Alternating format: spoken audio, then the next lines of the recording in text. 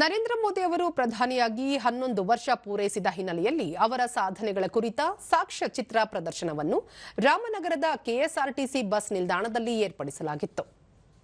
ಸಂಸದ doctor CN Manjunath ಮತ್ತು ಮಾಜಿ ಸಚಿವ ಎನ್ ಮಹೇಶ್ ಸೇರಿದಂತೆ ಬಿಜೆಪಿ ಮುಖಂಡರು ಹಾಗೂ ಕಾರ್ಯಕರ್ತರು ಸಾಕ್ಷ್ಯಚಿತ್ರ ವೀಕ್ಷಿಸಿದರು.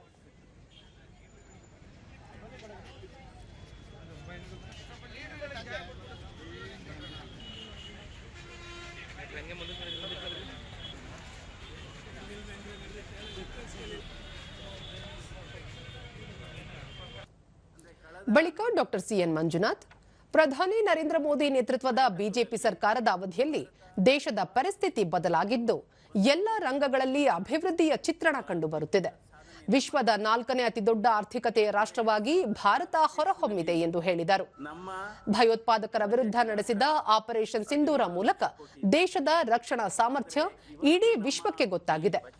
ರಕ್ಷಣಾ ವಲಯದಲ್ಲಿ ದೇಶೀಯ ಉತ್ಪನ್ನಗಳಿಗೆ ವಿದೇಶಗಳಿಂದ ಬೇಡಿಕೆ ಹೆಚ್ಚಿದೆ.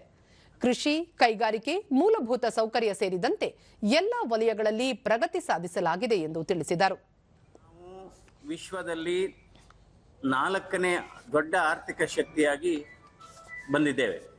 ಅಂದರೆ ಜಪಾನನ್ನ ಹಿಂದಿಕ್ಕಿ, ಅಂದರೆ ಮೊದಲೆಲ್ಲ ಏನಂತಿದ್ರು, ಜಪಾನ್ ದೇಶ ಬಹಳ ಆರ್ಥಿಕವಾಗಿ ಸದೃಢವಾಗಿದೆ ಅನ್ನುವ ಭಾವನೆ ಇತ್ತು. ಆದರೆ ಇವತ್ತು ಜಪಾನ್ ದೇಶವನ್ನ ಹಿಂದಿಕ್ಕಿ ಇವತ್ತು ಭಾರತ 4ನೇ ಸ್ಥಾನದಲ್ಲಿದೆ.